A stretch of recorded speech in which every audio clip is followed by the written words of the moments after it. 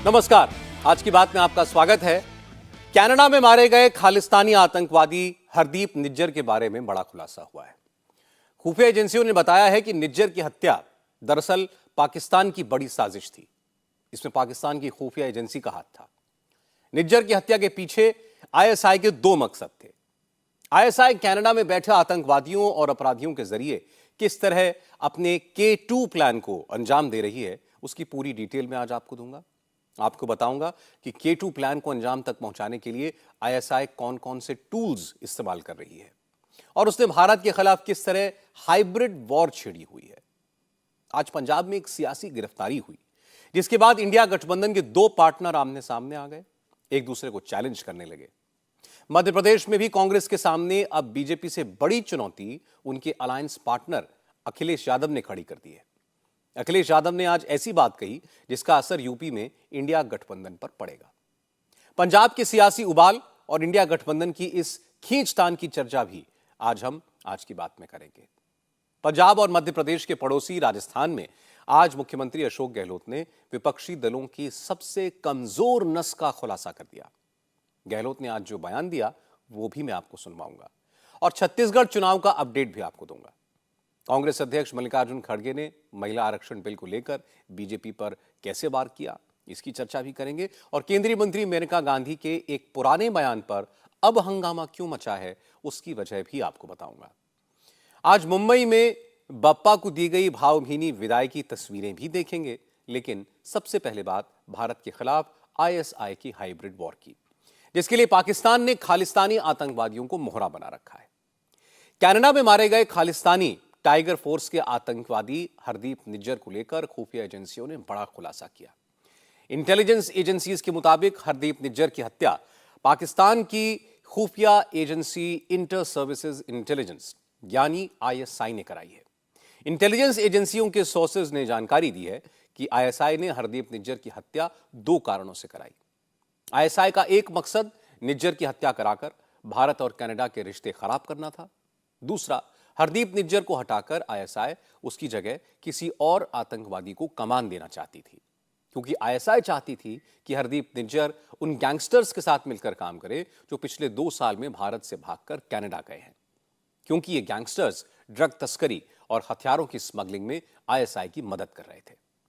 ISI के अफसरों को कमाई करा रहे थे, लेकिन हरदीप निज्जर खालिस्तानी आतंकियों के पुराने नेटवर्क के साथ ही काम करना चाहता था। वो खालिस्तान की डिमांड पर जोर देना चाहता था। इस वजह से ड्रग्स और हथियारों की स्मगलिंग के नेटवर्क पर आईएसआई की पकड़ ढीली पड़ती जा रही थी। इंटेलिजेंस इनपुट्स के मुताबिक इसी वजह से आईएसआई ने हरदीप निज्जर को रास्ते से हटा दिया। निज्जर की हत्या कराने के लिए आईएसआई ने भाड़े के हत्यारों की मदद ली। उसके मर्डर में कम से कम 6 लोग शामिल थे। शूटर्स के 2 अलग अलग ग्रुप निज्जर की हत्या के लिए भेजे गए। हरदीप निज्जर पाकिस्तान के रास्ते कनाडा गया था। इसमें आईएसआई ने उसकी मदद की थी। भारत में वो मोस्ट वांटेड था।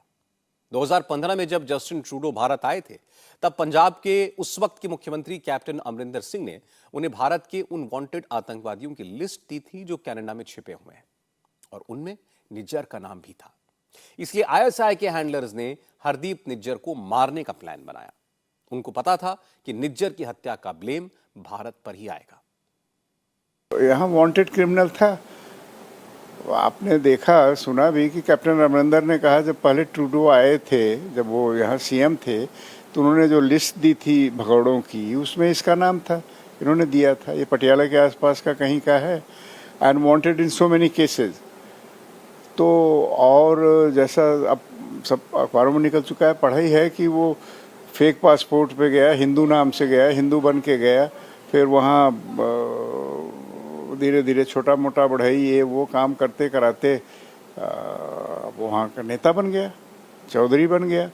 और गुरुद्वारा जिस गुरुद्वारे के सामने मारा गया, कहते हैं उसका प्रधान भी था, उस गुरुद्वारा पॉलिटिक्स में इन्वॉल्व था।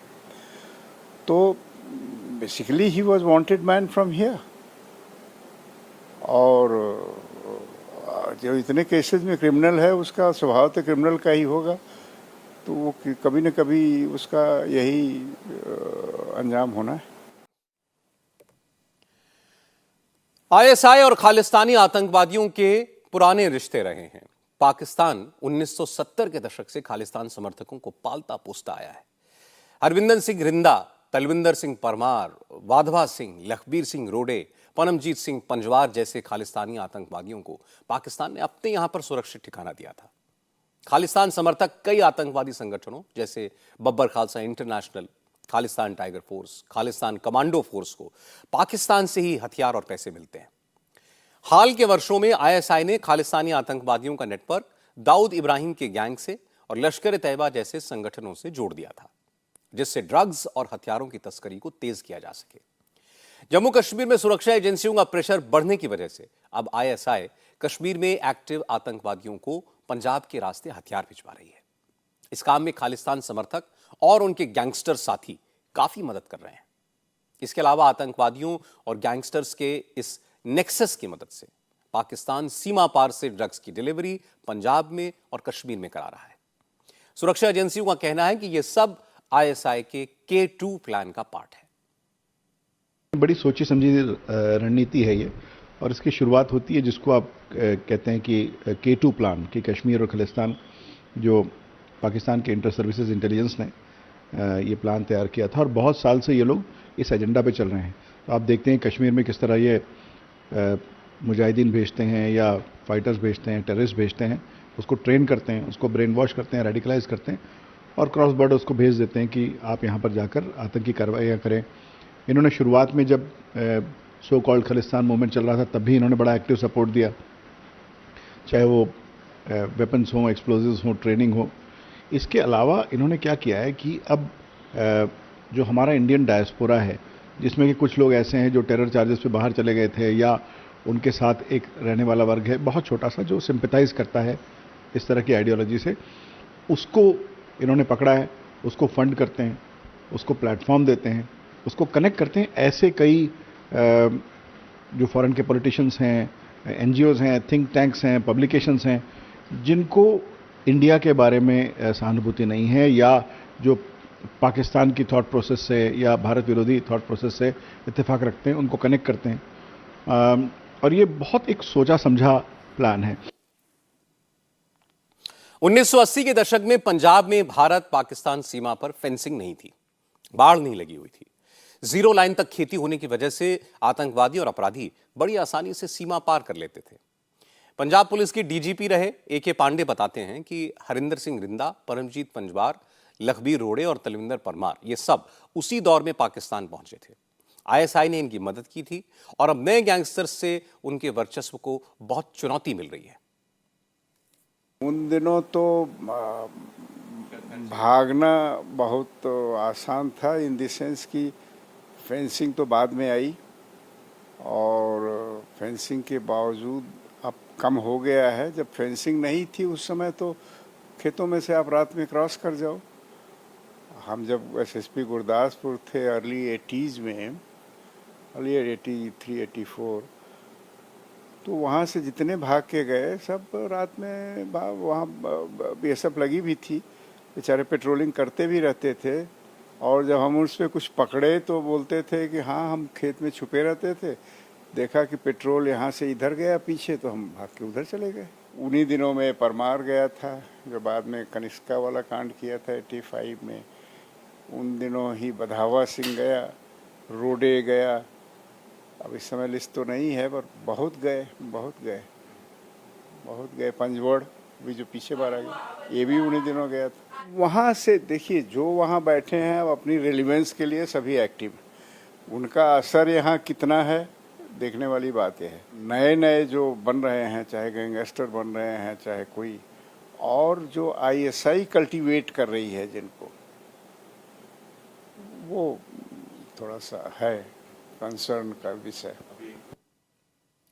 इन इंटेलिजेंस रिपोर्ट्स के आधार पर एनआईए ने कनाडा को जो डोजियर बनाकर दिया था उसमें और भी कई चौंकाने वाली जानकारियां हैं। एनआईए की ये दस्तावेज इस बात की तस्दीक करते हैं कि कनाडा भारत विरोधी साजिशों का लॉन्च पैड बन गया है। प्रतिबंधित आतंकवादी संगठन बब्बर खालसा इंटरनेशनल कनाडा में खूब एक्टिव है। इसके आतंकवादी यूरोप और नॉर्थ अमेरिका में रहने वाले सिखों से फंड जुटाते हैं। कनाडा में सिखों की रैलियां कराई जाती हैं। इन रैलियों में अलग खालिस्तान की डिमांड की जाती है, लोगों को भारत के खिलाफ भड़काया जाता है। बब्बर खालसा इंटरनेशनल का नेटवर्क कनाडा से लेकर Britain, America, France, Germany, Belgium और स्विट्जरलैंड तक फैला हुआ है। एनआईए के डोजियर में इस बात के पक्के सबूत हैं कि बब्बर खालसा और पाकिस्तान की खुफिया एजेंसी आईएसआई के बीच सीधे कनेक्शन है। पाकिस्तान में बैठे बब्बर खालसा के आतंकवादी कनाडा और दूसरे देशों में अपने नेटवर्क की मदद से भारत के खिलाफ अभियान चला रहे हैं। इनको दाऊद गैंग से भी मदद मिल रही है। बब्बर खालसा इंटरनेशनल का चीफ वाधवा सिंह पाकिस्तान में रहता है। वहीं कनाडा में रह रहा आतंकवादी हरिंदर सिंह रिंदा इस पूरे नेटवर्क को चलाता है। पंजाब पुलिस के एक्स डीजीपी ए.के. पांडे कहते हैं कि कनाडा में एक तरह से मिनी खालिस्तान बन गया है और वहां की सरकार अपने सियासी फायदे के लिए आतंकवादियों और गैंगस्टर्स के इस नेटवर्क को बढ़ावा दे रही है। कनाडा में हमारे यहाँ से भाग के गए हुए मैक्सिमम टेररिस्ट हैं और जो वहाँ जाके वहाँ की नेशनलिटी भी ले लिए हैं, वहाँ धीरे धीरे करके बहुत सरमाएदार भी हो गए हैं और खालिस्तानी प्रोपोनेंट भी हो गए हैं, खालिस्तान के सपोर्टर भी हो गए हैं। एक तरीके से वो उन्होंने खालिस्तान वहाँ मिनी बना ही लिया है और अनफॉर्चुनेटली इस समय जो कनाडियन पॉलिटिक्स है उसमें इन खालिस्तानियों का एक पॉलिटिकल रोल हो गया। जैसे कि पता है सबको कि एक पार्टी है वो जसमीत वाली, वो उसके कुछ एमपी हैं, ये माइनॉरिटी गवर्नमेंट है, सपोर्ट कर रहे हैं, so they are dependent on their political support और वो ओपन खालिस्तानी हैं। तो इस करके ये सारा जो फसाद खड़ा हुआ है इस करके है, बिकॉज ट्रूडो जो है वो उनके इन्फ्लुएंस में है, उनकी सपोर्ट से उसकी सरकार चल रही है और इनका नंबर वहाँ ज़्यादा है और हर तरीके की वहाँ एक्टिविटी। मुंबई पुलिस के एडीजी ब्रजेश सिंह का कहना है कि कनाडा में खालिस्तानी आतंकवादियों की एक्टिविटी और उसको आईएसआई का सपोर्ट दोनों ही पाकिस्तान की पुरानी साजिशें हैं, जिनका मकसद भारत के दो बॉर्डर स्टेट्स पंजाब और कश्मीर में हिंसा, उग्रवाद और उठापटक को बढ़ावा देना है। ये तो काफ़ी नोन चीज़ है, कई किताबों में भी आई है और ये बड़ा पुराना प्लान है, ये बड़ा पुराना प्लैंक है फ्रॉम पाकिस्तान, जहां इन्होंने दो जगह पर कोशिश की और दोनों ही जगह आप देखते हैं कि विफल रहे ये और आज देश जो है वो और मजबूत है, लेकिन इनकी ये कोशिशें हमेशा से चलती रही हैं। इसी का जो मैंने आपको बताया कि भाग है कि चाहे वो टेरर नेटवर्क्स की फंडिंग करना हो या चाहे सोशल मीडिया पे पेजेस बनाना हो, प्रोपागेंडा करना हो, इवेंट्स ऑर्गेनाइज करने हो या डिप्लोमेसी के तौर पर हमारे देश को चैलेंज करना हो, ये सारे एफर्ट्स कंटिन्यूसली किए जाते हैं इस प्लान के मद्देनजर। खालिस्तानी आतंकवादियों और आईएसआई के इस नेटवर्क में एक एंगल गैंगस्टर्स का जुड़ गया है। पहले पाकिस्तान सिर्फ खालिस्तानी आतंकवादियों को पालता पोसता था, अब वो पंजाब से भागने वाले गैंगस्टर्स का इस्तेमाल भी भारत के खिलाफ करता है। ये गैंगस्टर्स भारत में ड्रग्स और हथियारों की स्मगलिंग में मदद करते हैं और इससे होने वाली कमाई में आईएसआई के हैंडलर्स को भी कट मिलता है। आईएसआई आतंकवादियों और गैंगस्टर्स का ये एंटी इंडिया कॉकटेल अब और भी खतरनाक हो गया है। तो यहाँ का गैंगस्टर जो कर रहा है वो अपने लिए कर रहा है, पर ये जो ड्रग स्मगलिंग का है वो तो एक सिलसिला है। पाकिस्तान से आती है ड्रग, जाती है रूट में, उसमें कहाँ जाती है, बिकती है, उसमें सबकी कमाई मोटी कमाई है। पर ये जो गैंगस्टर है ये पंजाब में नया फिनोमेनन है, और जगह गैंग थे, पंजाब में नहीं थे। इनफैक्ट जब तक हम लोग पुलिसिंग में थे तब तक गैंग नहीं थे, टेररिज्म आया था, टेररिस्ट थे, पर गैंगस्टर नहीं थे जो आज है। नए दौर के गैंगस्टर्स के साथ साथ अब आईएसआई भारत विरोधी एजेंडा चलाने के लिए कम्युनिकेशन के नए टूल्स का भी खूब इस्तेमाल कर रही है। सोशल मीडिया भारत विरोधी अभियानों का नया मोर्चा बन गया है। सोशल मीडिया पर खालिस्तान के नाम से भारत के विरोध में कट्टरपंथी एजेंडा चलता है। महाराष्ट्र पुलिस के एडीजी ब्रजेश सिंह ने इस बारे में काफी जांच की है। उन्होंने बताया कि सोशल मीडिया पर एंटी इंडिया कंटेंट पाकिस्तान में तैयार होता है, फिर कनाडा में बैठे गैंगस्टर्स और आतंकवादी और उनके संपर्क वाले इन्फ्लुएंसर्स इस कंटेंट को बढ़ाते हैं। भारत के खिलाफ ट्विटर स्टॉर्म, फेसबुक पर कारपेट बॉम्बिंग और ट्रेंड कराने के पीछे आईएसआई ही है। खालिस्तानी आतंकी और गैंगस्टर्स उसके टूल हैं। सोशल मीडिया का इस्तेमाल करके भारत में अल्पसंख्यकों के साथ अत्याचार की झूठी कहानियां प्रचारित की जाती हैं।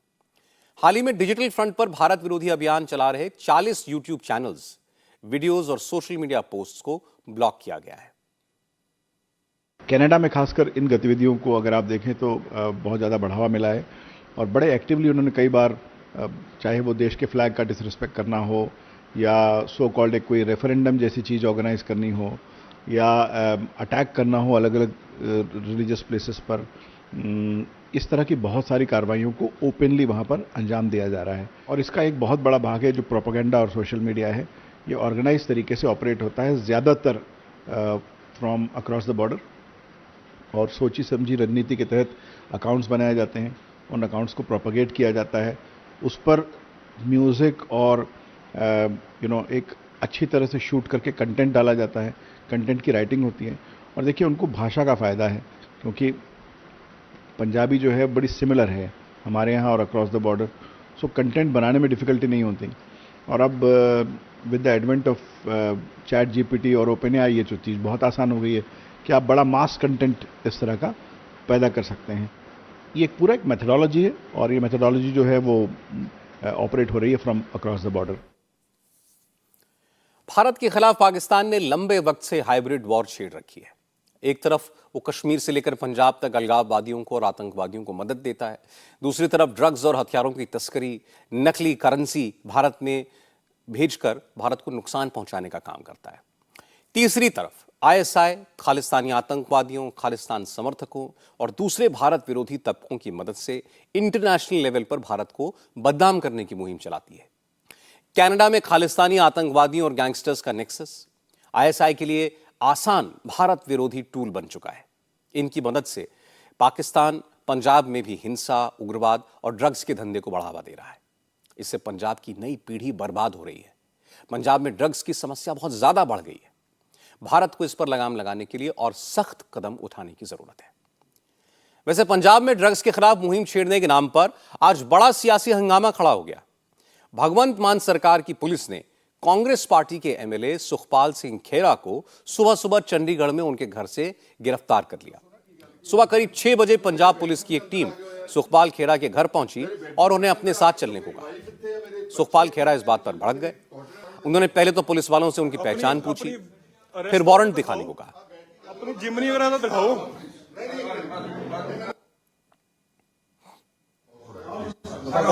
अपनी अरेस्ट हो तो दिखाओ, अपनी जिमनी वगैरह तो दिखाओ। आइडेंटिफिकेशन दिखाओ ना। एक मिनट प्लीज। नहीं, अरेस्ट ग्राउंड ऑफ अरेस्ट तो पूछ सकते हैं सर। काफी देर तक ऐसे ही बहस होती रही और आखिर में जलालाबाद थाने से आई पुलिस की टीम सुखपाल सिंह खेरा को जबरन अपने साथ ले गई। पुलिस जब सुखपाल खेरा को अरेस्ट करके ले जा रही थी, उस वक्त भी वो लगातार विरोध कर रहे थे। पंजाब सरकार के खिलाफ नारे लगा रहे थे, बार बार कह रहे थे कि उन्हें झूठे केस में अरेस्ट किया जा रहा है। एक मिनट यार, एक मिनट चले एक मिनट यार। फोन नहीं खोला, धक्का नहीं करना किसी ने। पंजाब सरकार मुर्दाबाद, मुर्दाबाद, पंजाब सरकार मुर्दाबाद। भगवंत मान। पुलिस ने उन्हें अरेस्ट किया, कोर्ट में पेश किया और इसके बाद कोर्ट ने उन्हें 2 दिन की पुलिस रिमांड में भेज दिया। लेकिन सुखपाल सिंह ने इसके लिए सीधे सीधे पंजाब के मुख्यमंत्री भगवंत मान पर निशाना साधा। उन्होंने कहा कि भगवंत मान उन्हें जानबूझकर टारगेट कर रहे हैं, उनके खिलाफ 4 केस करा चुके हैं, उनकी जान को खतरा है, जेल में उनकी हत्या हो सकती है। ऐसा है, ये प्योर बदलाखोरी है। पंजाब में भगवंत मान हमारी ऑपोजिशन को जर नहीं पा रहे। एक तरफ केजरीवाल और भगवंत मान इंडिया अलायंस के अंदर घुसने के लिए हमारी दिल्ली की लीडरशिप के ऊपर बहुत दबाव डालते हैं और यहाँ पंजाब में कांग्रेस को मार्जिनलाइज करने के लिए, आवाज़ बंद करने के लिए ऐसी गंदी हरकत की है आज। जो ये बोलते थे ना कि बदलाव की राजनीति कर रही है, बदलाव नहीं है, ये बदला है। ये चौथा केस है मेरे खिलाफ भगवंत मान की तरफ से। पहले 3 FIRs की, मेरी बहन तक उनके खिलाफ, उनको लेडीज को भी नहीं छोड़ा। अब ये चौथी FIR करके तो जो आदमी इतनी ज्यादा नफरत रखता है वो तो आपको फिजिकली भी एलिमिनेट करा सकते हैं। ये पुलिस उनकी है। अगर मेरे घर में without warrant, without any FIR, without informing Chandigarh police घुस सकते हैं सुबह 6 बजे। I am in their custody now. और जेलों में तो गैंगस्टर्स बैठे हैं। जिस भी जेल में मेरे को भेजेंगे वहां तो गैंगस्टर्स हैं और गैंगस्टर्स इनके साथ हैं। I sense something very very dangerous. Sukhpal Singh Khaira को आज जिस केस में गिरफ्तार किया गया है वो 8 साल पुराना मामला है। 2015 में ड्रग तस्करी के मामले में उनके खिलाफ NDPS एक्ट के तहत केस दर्ज हुआ था, जिसमें उनके खिलाफ एनफोर्समेंट डायरेक्टरेट भी कार्रवाई कर चुकी है। इसी से जुड़े मनी लॉन्ड्रिंग के मामले में 2021 में ED ने भी उन्हें गिरफ्तार किया था। हालांकि अगले साल उन्हें बेल मिल गई थी। इस साल अप्रैल के महीने में ड्रग तस्करी के इसी मामले में एक स्पेशल इन्वेस्टिगेशन टीम बनाई गई। SIT ने जांच की तो सुखपाल खेड़ा के खिलाफ कई सबूत मिले, लेकिन खेड़ा कहते हैं कि उन्हें इस मामले में कोर्ट से राहत मिल चुकी है। उनके खिलाफ सारे आरोप गलत हैं, उन्हें बेवजह फंसाया जा रहा है। कांग्रेस पार्टी भी अपने विधायक के समर्थन में खुलकर मैदान में आ गई है। पंजाब कांग्रेस के अध्यक्ष अमरिंदर सिंह राजा वडिंग ने कहा कि जिस तरह सुखपाल खेड़ा को फंसाया जा रहा है उससे पंजाब सरकार की असल नीयत सामने आ रही है। ये जो 15 का केस था, 8 साल हो गए हैं, जिसमें खैरा साहब का नाम नहीं था, 319 उड़ा दी गई, क्वैश कर दी गई। फिर आज कौन सी ऐसी इन्वेस्टिगेशन 8 साल बाद हुई जिसमें दोबारा खैरा साहब को इन्वॉल्व कर लिया गया?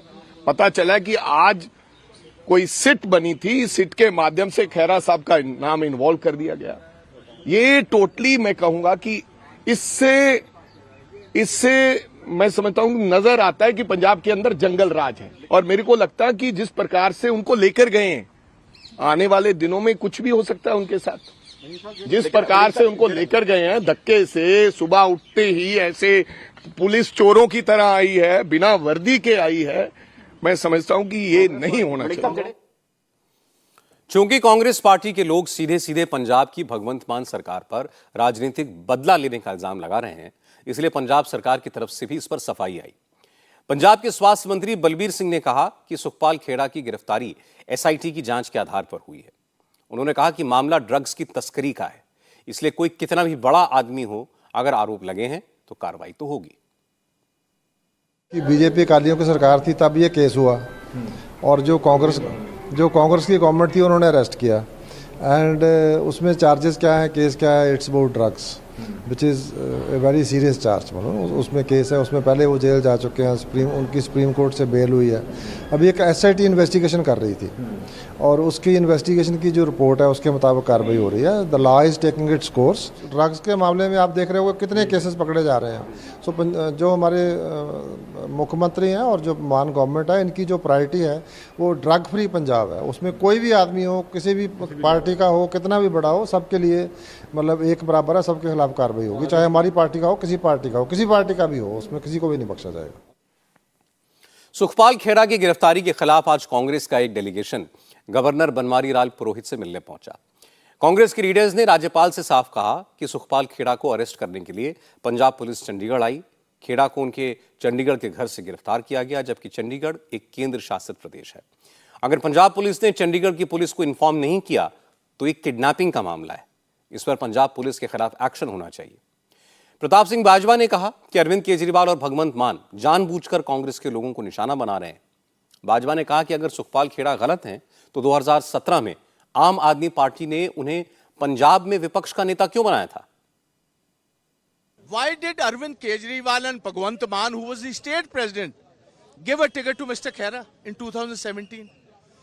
Why did they subsequently make him the LOP? In 2019-20, he was made the LOP.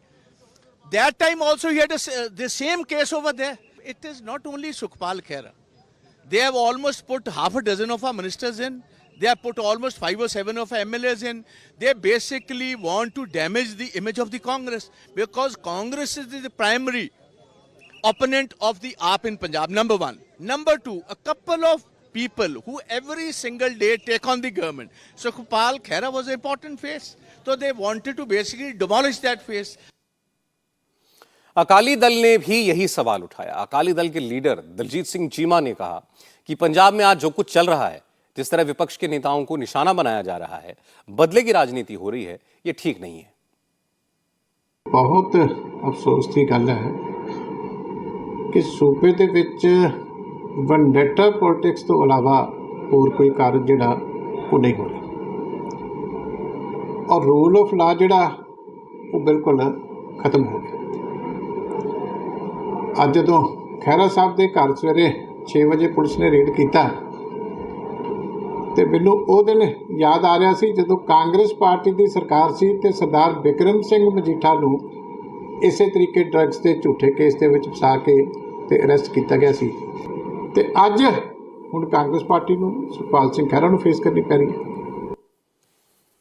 Interesting बात यह है कि पंजाब सरकार पर जो इल्जाम कांग्रेस लगा रही है वही बात बीजेपी भी कह रही है। बीजेपी के लीडर तरुण चुग ने कहा कि आम आदमी पार्टी अपने विरोधियों से बदला ले रही है, ऐसा नहीं होना चाहिए। पंजाब में आम आदमी पार्टी बदलाव की राजनीति के नाम पर सत्ता में आई थी, पर आम आदमी पार्टी और भगवंत मान बदला और बदलाखोरी व बदली इन 3 विषयों पर ही काम कर रही है। ये राजनीति करना गलत है। चौंकाने वाली बात यह है कि आम आदमी पार्टी और कांग्रेस दोनों इंडिया अलायंस में पार्टनर हैं, लेकिन पंजाब में दोनों पार्टियां आमने सामने हैं। आज जब कांग्रेस की प्रवक्ता सुप्रिया श्रीनेत से पूछा गया कि इसी तरह लड़ाई चलती रही तो अलायंस कैसे चलेगा, इस पर उन्होंने कहा कि एक इशू से गठबंधन को कोई खतरा नहीं होने वाला।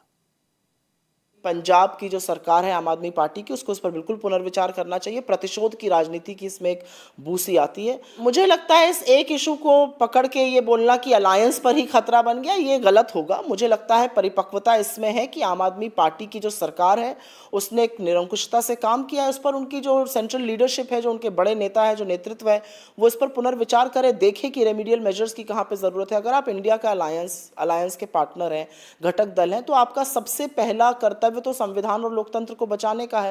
इस तरह की हरकत करके वो उस कर्तव्य की थोड़ी सी, मुझे लगता है, विपरीत व्यवहार है। पर इस पर सिर्फ एक घटक दल को लेकर उस पर इंडिया अलायंस पे सवाल उठा देना, मुझे लगता है कि वो थोड़ी सी अपरिपक्वता होगी।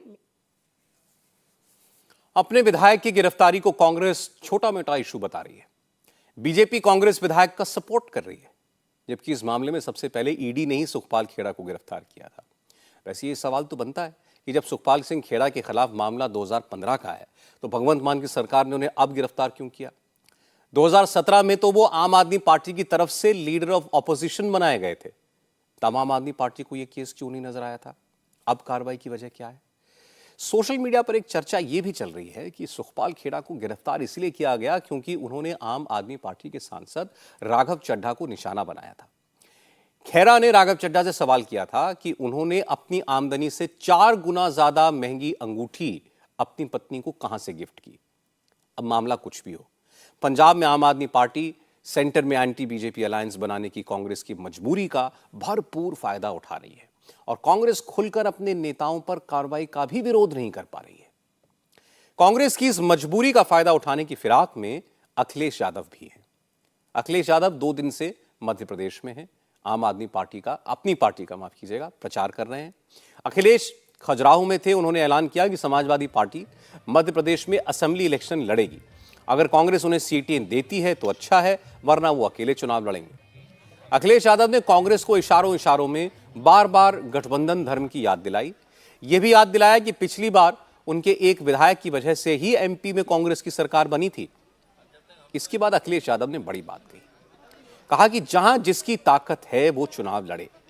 मध्य प्रदेश के बाद यूपी में भी यही फॉर्मूला लागू होना चाहिए। समाजवादी पार्टी का संगठन है, समय समय पर समाजवादी पार्टी जीती है और आपसे बेहतर कौन जानेगा। जिस समय सरकार बननी थी और बहुमत कांग्रेस पार्टी के पास नहीं था और उस समय बहुजन समाज पार्टी ने समर्थन ऐलान नहीं किया था, वो को क्या कारण था मुझे नहीं पता, लेकिन सबसे पहले पत्र देना, सबसे पहले विधायक का समर्थन देना कांग्रेस पार्टी को किसी ने किया था तो समाजवादी पार्टी ने किया था। और उसका परिणाम यह हुआ कि कांग्रेस पार्टी की सरकार मध्य प्रदेश में बनी, ये डिनाय कोई नहीं कर सकता। इसलिए समाजवादी पार्टी चुनाव लड़ेगी और इंडिया में भी साथ है। एनडीए कैसे हारे उसकी रणनीति हमारी पीढ़ी है। अभी इंडिया गठबंधन है, इंडिया गठबंधन के अंदर जो दलों का तालमेल है, हमें उम्मीद है दलों का तालमेल बनेगा। क्योंकि यहाँ भी तालमेल बनना है, उत्तर प्रदेश में भी तालमेल बनना है। अभी तो हमारी तैयारी स्वतंत्र है। कल अगर हम टिकट मांगने जाएंगे, गठबंधन में जाएंगे, तो आप में अगर ताकत नहीं होगी तो कौन टिकट आपको दे देगा? मध्य प्रदेश में कांग्रेस और बीजेपी की सीधी टक्कर है, फिर भी अखिलेश यादव वहां पर 4 सीटें मांग रहे हैं। क्लोज फाइट वाले इलेक्शन में कमलनाथ समाजवादी पार्टी को ये सीटें देने को राजी होंगे, ये बड़ा सवाल है। लेकिन कांग्रेस हाईकमान की दिक्कत दूसरी है। अगर मध्य प्रदेश में कांग्रेस अखिलेश को यह कहकर सीटें नहीं देती कि एमपी में अखिलेश यादव की ताकत नहीं है, तो यही तर्क अखिलेश यूपी में कांग्रेस के खिलाफ देंगे। यूपी में कांग्रेस के पास सिर्फ एक सांसद है। ऐसे में यूपी की सीटों को लेकर आने वाले वक्त में इंडिया अलायंस में घमासान मच सकता है और इस टकराव से सबसे ज्यादा खुश बीजेपी होगी। आज शिवराज सिंह चौहान के लिए भी एक राहत की खबर आई। उज्जैन में 12 साल की बच्ची के साथ रेप की घटना को लेकर मध्य प्रदेश सरकार की किरकिरी हो रही थी। महिला सुरक्षा को कांग्रेस पार्टी ने इशू बनाया। आज उज्जैन पुलिस ने इस केस में बड़ी कामयाबी हासिल की। पुलिस ने बच्ची के साथ दुष्कर्म के आरोपी को गिरफ्तार कर लिया। आरोपी भरत सोनी ऑटो ड्राइवर है। आज जब पुलिस उसे स्पॉट वेरिफिकेशन के लिए ले जा रही थी तो उसने भागने की भी कोशिश की। जब इसने दीवार फांदने की कोशिश की तब ये घायल हो गया। पुलिस ने उसे अस्पताल में भर्ती कराया है। उज्जैन के एसपी सचिन शर्मा ने कहा कि पुलिस के लिए यह एक ब्लाइंड केस था। बच्ची कहां की है यह पता नहीं चल रहा था, लेकिन जैसे ही बच्ची की आइडेंटिटी की जानकारी मिली, पुलिस ने इस घटना के तार जोड़ लिए। अभी तक की हमारी जो विवेचना थी प्रमुख तौर पे, क्योंकि इतना क्लियर हो गया था कि 24 को बच्ची सतना में थी, 25 को वो उज्जैन में आ चुकी थी, तो प्राइमरीली इस जानकारी के बाद हमारी जितनी भी फोकस इन्वेस्टिगेशन का था वो कहीं ना कहीं उज्जैन में जो घटनाक्रम था उनको लेके था। कड़ी से कड़ी जुड़ाई गई। जो परिस्थितिजन्य साक्ष्य हम लोगों के पास थे, जो साइंटिफिक एविडेंसेस कलेक्ट किए, टेक्निकल एविडेंसेस कलेक्ट किए, जो मेडिकल एविडेंसेस हम लोगों ने कलेक्ट किए, उसके बेसिस पे हम ये तय कर पाए कि जो लगभग घटना का समय है वो लगभग 3 से 6 के बीच का है, जहां पे संभावित इस घटना को अंजाम दिया गया। तो लगभग 4 लोग ऐसे थे जो रूटीन या रेगुलर वे में ऑटो ड्राइवर्स थे, जिनके साथ कहीं ना कहीं बच्ची को देखा गया और उसको कोरॉबरेट करने के लिए वहां पे चक्षुदर्शी थे, आई विटनेसेस थे, जिन्होंने बताया कि हाँ बच्ची इस समय पे इस दौरान में इस व्यक्ति के साथ थी। इसके अलावा 2 ऐसे सार्वजनिक स्थल पे खड़े हुए व्यक्ति भी थे जो कहीं ना कहीं उस बच्ची से बात करते हुए देख रहे थे। तो हमारे पास इन टोटल देखा जाए 6 लोग थे जिनसे लगातार हम लोग पूछताछ कर रहे थे। इसमें धीरे धीरे करके जो डेवलप हुआ, अभी की स्थिति में अगर बात की जाए, इसमें हमारा जो प्राइम एक्यूज है उसको राउंड अप कर लिया गया था, उसकी इन्वेस्टिगेशन चल रही थी, लिखापढ़ी वगैरह चल रही थी। आरोपी के पकड़े जाने के बाद शिवराज सिंह चौहान पहली बार इस मामले पर बोले। उन्होंने भरोसा दिलाया कि आरोपी को कड़ी से कड़ी सजा मिलेगी। शिवराज ने कहा कि पीड़ित बेटी मध्य प्रदेश की बेटी है और उनकी सरकार उसका पूरा ख्याल रखेगी। उसको कठोरतम दंड दिया जाएगा। हम कसर नहीं छोड़ेंगे अपराधी को कड़ी सजा दिलाने में। मैं लगातार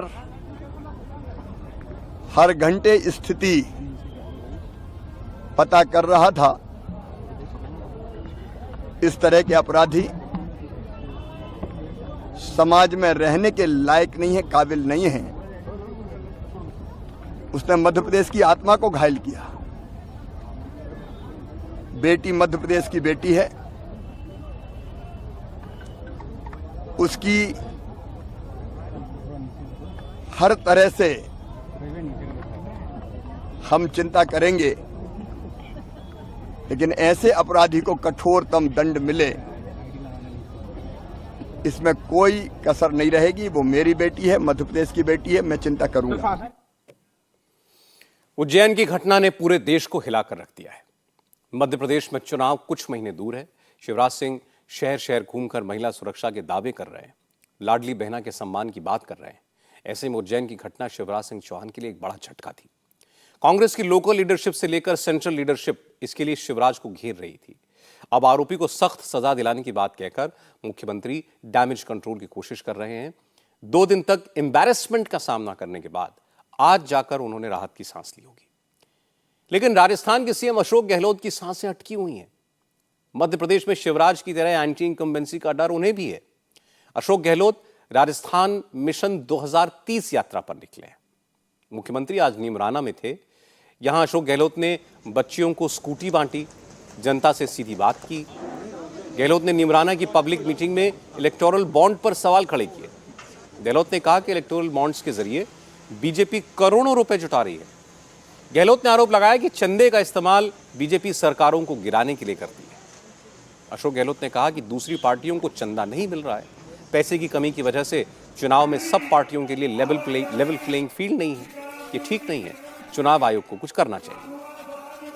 बॉन्ड आपका एक नई चीज लेके आगे, बॉन्ड गुप्त बॉन्ड है, वो दे दो, किसी को नहीं मालूम पड़ेगा किसको दिया आपने और कौन दे रहा है, मालूम नहीं पड़ेगा। सुप्रीम कोर्ट में केस चल रहा है। अब सुप्रीम कोर्ट में केस डिले हो रहा है, क्यों हो रहा है? ऐसे केस को प्रायोरिटी मानना चाहिए।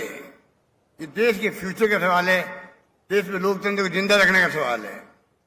अगर आप इक्वल फुटिंग में नहीं लड़ोगे, एक तरफ तो इलेक्शन कोड ऑफ कंडक्ट लागू करता है कि पक्ष विपक्ष सबका एक समान धरातल होना चाहिए लड़ने का, सुविधाएं समान होनी चाहिए। सरकार को सुविधा देनी वो बंद कर दीजिए, फोटो भी नहीं लग सकती मुख्यमंत्री की, अच्छी बात है, मैं अप्रिशिएट करता हूं, बराबरी का मुकाबला हो। वहां इलेक्शन कमीशन क्या कर रहा है? मैंने सुना उसने विरोध किया था पहले। इलेक्टोरल बॉन्ड चल रहे हैं, चंदा जा रहे हैं उनके पास 95%। बाकी पार्टियां, पॉलिटिकल पार्टियों की क्या स्थिति है? और कांग्रेस इतनी बड़ी पार्टी है, सोच सकते हैं आप लोग। वो धनबल बाहुबल कहना चाहिए साम दाम दंड भेद चला रहे हैं। आप चुनी हुई सरकारों को हॉर्स ट्रेडिंग करके गिरा रहे हो आप। अमित शाह जी का नया फॉर्मूला आ गया देश के अंदर, अमित शाह। अब उन दिल में जलन है कि राजस्थान में उनकी दाल नहीं गली, आप सबका आशीर्वाद से। ये जो जिस प्रकार से तमाशे करेंगे, रोड शो करेंगे और जिस प्रकार के कैंपेन करेंगे टारगेट बना करके, क्योंकि सरकार गिरा नहीं पाए, ये डर तो उनको जिंदगी भर रहेगा। अशोक गहलोत सीधे अमित शाह पर हमला कर रहे हैं। उसके पीछे है कल बीजेपी की जयपुर में हुई मीटिंग। अमित शाह ने राजस्थान में अशोक गहलोत को घेरने की स्ट्रैटेजी तैयार कर ली है। जयपुर में कल आधी रात तक बीजेपी की राजस्थान कोर कमेटी की बैठक चली। बैठक में अमित शाह, जेपी नड्डा और बीएल संतोष के अलावा राज्य बीजेपी के सभी बड़े नेता मौजूद थे। इस बैठक से जो जानकारी निकलकर आई है, उसके मुताबिक बीजेपी इस चुनाव में किसी को भी मुख्यमंत्री के तौर पर प्रोजेक्ट नहीं करेगी। सामूहिक नेतृत्व के आधार पर चुनाव में उतरेगी। प्रधानमंत्री नरेंद्र मोदी ही कैंपेन का चेहरा होंगे।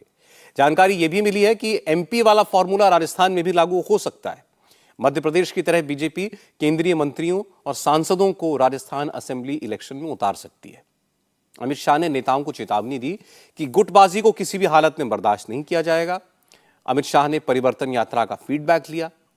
जानकारी यह भी मिली है कि बैठक के बाद अमित शाह, जेपी नड्डा और बीएल संतोष ने वसुंधरा राजे से अलग से बात की है।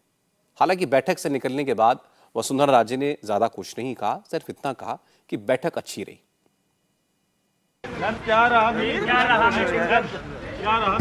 बहुत अच्छी रही।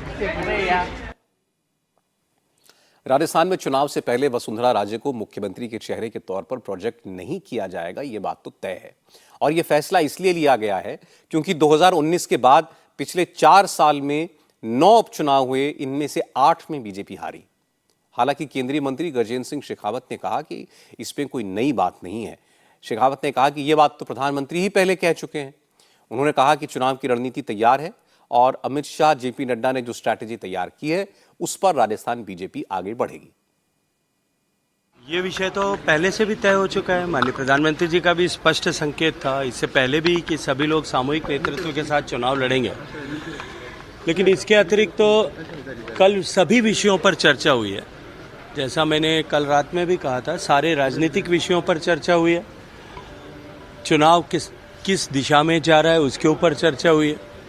सरकार की सारी विफलताओं पर चर्चा हुई है। जो इश्यूज राजस्थान में हैं, राजस्थान की जनता के सामने हैं, उनके बारे में चर्चा हुई है। और उन सबको फॉर्मुलेट करके हम किस तरह से चुनाव को संचालित कर सकते हैं, इसके बारे में पूरी डिटेल में माननीय अध्यक्ष जी और माननीय गृह मंत्री जी के बीच में बातचीत हुई है। उन्होंने हमारा मार्गदर्शन दिया। मुझे लगता है कि अब हम उस लाइन पर जो है काम करेंगे। बीजेपी की मीटिंग पर कांग्रेस की तरफ से भी रिएक्शन आया है। राजस्थान सरकार में मंत्री प्रताप सिंह खाचरियावास ने कहा कि राजस्थान में बीजेपी का कोई फॉर्मूला नहीं चलने वाला है। बीजेपी अगर सांसदों को, केंद्रीय मंत्रियों को चुनाव में उतारेगी तो बड़ी गलती करेगी। बीजेपी के सांसद 5 साल से अपने क्षेत्रों से गायब हैं। अब विधायक का चुनाव लड़ने लौटेंगे तो जनता हिसाब कर देगी। बीजेपी बहुत दबाव में है और राजस्थान में जो कांग्रेस को समर्थन मिल रहा है, कांग्रेस के प्रति जो माहौल है, उसके बाद बीजेपी के तमाम राष्ट्रीय नेता बार बार आ रहे हैं। ये बात सब जानते हैं कि बीजेपी सिर्फ कांग्रेस के मुद्दों पर इशू बनाती है, लेकिन अपनी उपलब्धियां नहीं गिनाती। बीजेपी ये जो नाटक कर रही है चलने वाला नहीं है। बीजेपी कितना भी मंथन चल रहे, बीजेपी के अंदर खाते गुटबाजी है। वसुंधरा जी को जिस ढंग से इन्होंने किनारे किया, उसके बाद बार बार बीजेपी के बड़े नेताओं को आकर और मीटिंगें लेनी पड़ रही है। अब ये मीटिंगें लेट हो गए। बीजेपी में वर्टिकल डिवीजन हो चुका है, आपस में ज़बरदस्त लड़ाई चल रही है। तो भारतीय जनता पार्टी पहले अपना घर संभालने में रखी हुई है।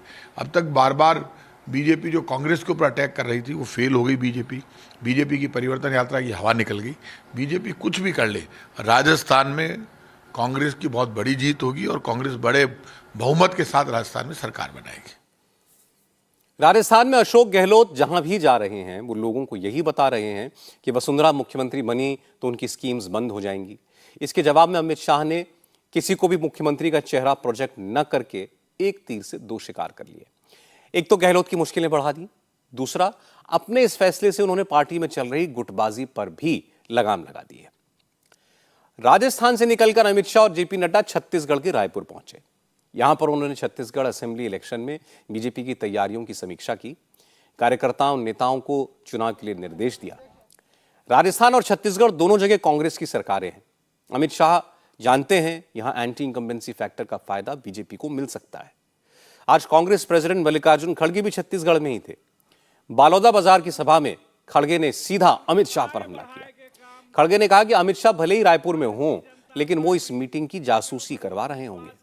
लेकिन बीजेपी कितनी भी कोशिश कर ले, जनता कांग्रेस के साथ है।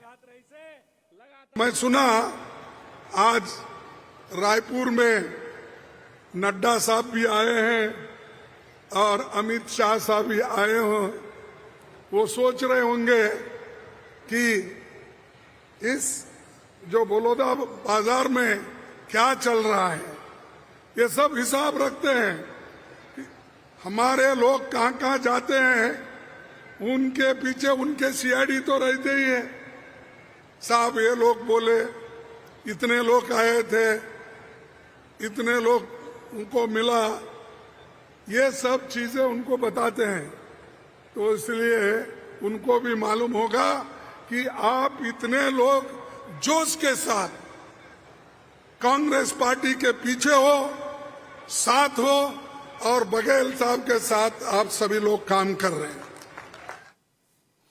असेंबली इलेक्शन से पहले बीजेपी ने महिला आरक्षण बिल पास करवाकर मैसेज दिया कि वो महिलाओं के साथ है। कांग्रेस बीजेपी को किसी भी हालत में इसका क्रेडिट नहीं लेने देना चाहती। छत्तीसगढ़ में मल्लिकार्जुन खड़गे ने कहा कि बीजेपी तो महिला आरक्षण के पक्ष में ही नहीं है, वो तो सिर्फ दिखावा कर रही है। असलियत तो यह है कि महिलाओं को आरक्षण देने की सोच कांग्रेस की है। खड़गे ने कहा राजीव गांधी ने सबसे पहले महिलाओं को आरक्षण दिया, तब भी बीजेपी विरोध में थी। बीजेपी ने बिल तो पास करा लिया है, लेकिन यह लागू 2034 में होगा। जो महिलाओं के लिए कानून जो पास हुआ वो रिजर्वेशन का 33% का, यह कोई नया नहीं है। राजीव गांधी जी ने तो 73, 74 अमेंडमेंट लाके पंचायत, जिला पंचायत में महिलाओं को आरक्षण दिया।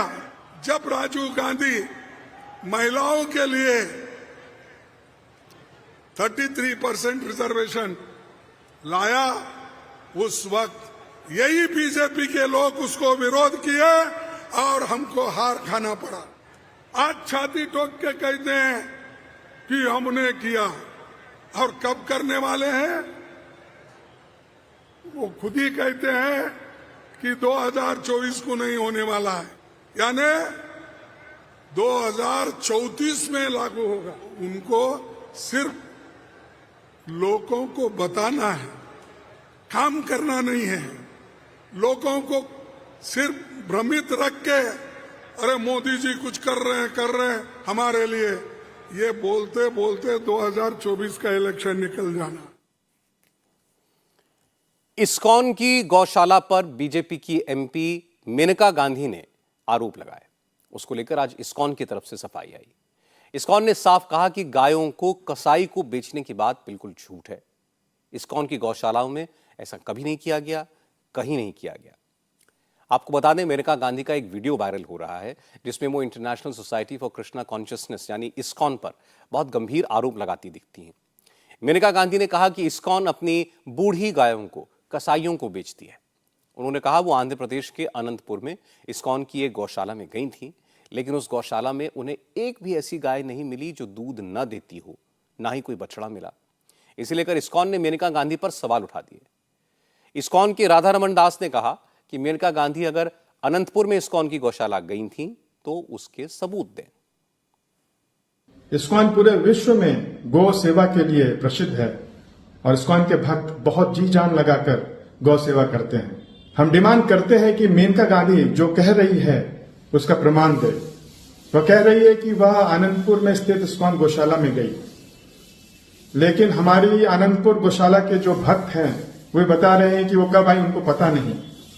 मेनका गांधी प्रमाण दे कि वह कब गई थी और वो जो कह रही है क्या उन्होंने उसका वीडियो बनाया है, तो उसको भी शेयर करें। मेनका गांधी ने इस्कॉन को लेकर क्या इल्जाम लगाए, मेनका गांधी ने इस्कॉन को धोखेबाज क्यों कहा, यह मैं आपको सुनाता हूं।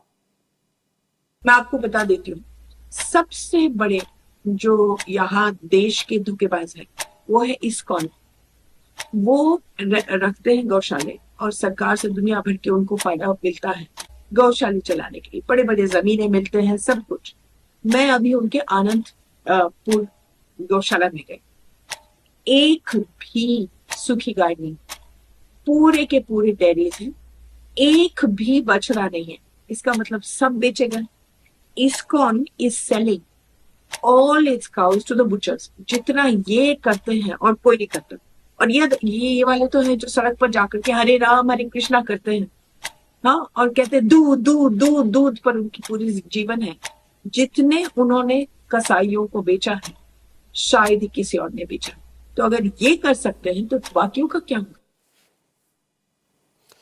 अब सच क्या है, ये जानने के लिए इंडिया टीवी के रिपोर्टर टी राघवन आज खुद आंध्र प्रदेश के अनंतपुर में इस्कॉन की उसी गौशाला में पहुंचे जिसको लेकर मेनका गांधी इल्जाम लगा रही थी। राघवन को इस गौशाला में कई बछड़े मिले, तमाम बूढ़ी गाय भी मिली जो दूध नहीं देती। अनंतपुर गौशाला के प्रमुख गौरंग दास ने बताया कि उनकी गौशाला में 75 बछड़े हैं, 250 के करीब ऐसी गायें हैं जो दुधारू नहीं हैं, दूध नहीं देती, लेकिन उन सब का पूरा ख्याल रखा जाता है। हम अनंतपुर की उस गौशाला में पहुंचे हैं। आप देखिए यहाँ पर इस्कॉन की एक गौशाला है जो बिल्कुल कलेक्टर ऑफिस के सामने मौजूद है। पहला आरोप जो मेनका गांधी की तरफ से लगाया गया वो ये है कि इस गौशाला में बछड़े नजर नहीं आते, लेकिन जैसे ही हम इस गौशाला के अंदर प्रवेश करते हैं यहाँ पर बहुत सारे बछड़े हमें नजर आ रहे हैं। आप देखिए, एक जो बछड़ा है वो बताया जा रहा है कि कुछ दिन पहले 15 दिन पहले यहाँ पर पहुँचा अपनी माँ के साथ, जो बहुत ही बीमार हैं, उसको यहाँ पर लाया गया है। एक बछड़ा हमें यहाँ पर ऐसा भी नज़र आया जिसे सिर्फ कल यहाँ पर लाया गया। देखिए, ये वो बछड़ा है जिसे यहाँ पर अब दूध पिलाया जाता है समय समय पर ताकि इसकी हेल्थ को ठीक किया जा सके। मेनका गांधी का ये आरोप है कि इस गौशाला में एक भी नॉन मिल्किंग काऊ यानी सूखी गाय नहीं है, लेकिन यहाँ पर ज़्यादातर गायें जो हैं वो नॉन मिल्किंग है, दूध नहीं देने वाली सूखी गाय जिन्हें कहा जाता है। ये जो सेक्शन है इस गौशाला का, गौरंग दास जी, इसमें यहाँ पर कितनी गायें हैं, कितनी इसमें नॉन मिल्किंग गायें हैं और कितनी? हमारा पास 247 ऐसे नॉन मिल्किंग काउस है। 247 जो है वो नॉन मिल्किंग काउस है। और मिल्किंग काउस कितना है यहाँ पर? 18 है, 18। अनंतपुर में इस्कॉन की गौशाला में पता चला कि पिछले साल नवंबर में संगीता नाम की महिला एक बछड़े को लेकर अनंतपुर गौशाला आई थी। वो बछड़ा किसी बीमारी से जूझ रहा था। गौशाला के लोगों ने कहा कि 15 दिन तक उसका इलाज होगा, इसके बाद उसे यहां से लेते जाना, लेकिन वो महिला कई दिनों तक नहीं आई। गौशाला के लोगों ने कहा कि चूंकि वो बछड़ों को बांध कर नहीं रखते, इसलिए एक दिन वो बछड़ा गौशाला से भाग गया, जिसके बाद उस महिला ने पुलिस में इसकी जाकर शिकायत कर दी। पुलिस ने जांच की, गौशाला को क्लीन चिट दे दी, लेकिन इसके बाद मेनका गांधी के यहां से गौशाला में फोन आया। उस बछड़े को लेकर ही पूछताछ की गई। इस पर अनंतपुर गौशाला ने मेल भेजकर सब आरोपों के जवाब दिए, लेकिन फिर भी इस्कॉन को लेकर झूठ फैलाया जा रहा है। इस्कॉन का कहना है कि सारे इल्जाम बेबुनियाद हैं, यहां ऐसा कभी कुछ नहीं हुआ। श्रीमती मेनका गांधी का जो झूठा और गलत बयान है, इस्कॉन उसका पूरी तरह से खंडन करता है। उसमें कोई भी सच्चाई नहीं है। और जिस गौशाला की बात वो करती हैं, अनंतपुर गौशाला की, वहाँ पे तो 240 से ज़्यादा गाय ऐसी जो दूध देती ही नहीं है, और 76 बैल भी हैं वहाँ पे। तो ये जो उन्होंने लगाए है आरोप, वो बिल्कुल निराधार है। और वहाँ के जो स्थानीय अधिकारी जैसे कलेक्टर साहब, विधायक जी, माननीय सांसद जी और पशु चिकित्सक अधिकारी, ये सब वहाँ विजिट किए थे और पाया कि वहाँ कुछ भी नहीं, जो आरोप लगाया बिल्कुल झूठा है। उन्होंने सर्टिफिकेट भी दिया हुआ है इस्कॉन गौशाला के लिए, क्लीन चिट दिया हुआ है कि यहाँ सब ठीक चल रहा है। राहुल गांधी आजकल समाज के अलग अलग तबकों से मिलजुल रहे हैं। इसी सिलसिले में आज वो दिल्ली के कीर्ति नगर की फर्नीचर मार्केट पहुंचे। वहां उन्होंने फर्नीचर बनाने वाले कारीगरों से मुलाकात की। जो लोग फर्नीचर बनाते हैं उनके साथ बैठे। राहुल गांधी ने इन कारीगरों की मदद से लकड़ी के टुकड़ों पर खुद भी हाथ आजमाया, फर्नीचर बनाने की कोशिश की। कारीगरों से पूछकर राहुल गांधी ने एक टेबल बनाई।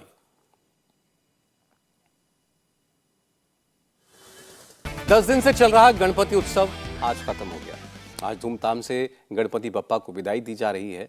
लालबाग के राजा, जेएसबी के विनायक, मुंबई के सबसे पुराने गणेश गली के मुंबई के राजा, खेतवाड़ी के गणराज और अंधेरी के राजा समेत तमाम पंडालों में विराजे विनायक का विसर्जन हो रहा है।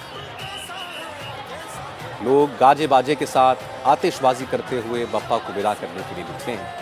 लालबाग के राजा का काफिला अपनी पूरी शान शौकत के साथ विसर्जन के लिए ले जाया जा रहा है। लालबाग के राजा का काफिला कल सुबह तक अरब सागर पहुंचने की उम्मीद है, जहां उनका विसर्जन किया जाएगा। और अपने बप्पा को विदाई देने के लिए लाखों की तादाद में लोग सड़कों पर हैं, रंग अबीर गुलाल उड़ा रहे हैं, आतिशबाजी हो रही है। गिरगांव चौपाटी पर पूरे मुंबई से लोग अपने बप्पा का विसर्जन देखने पहुंच रहे हैं।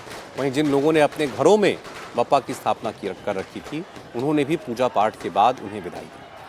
महाराष्ट्र के डिप्टी सीएम देवेंद्र फडणवीस, पूर्व मुख्यमंत्री अशोक चव्हाण ने भी अपने अपने घर में विराजे विनायक को विदा किया।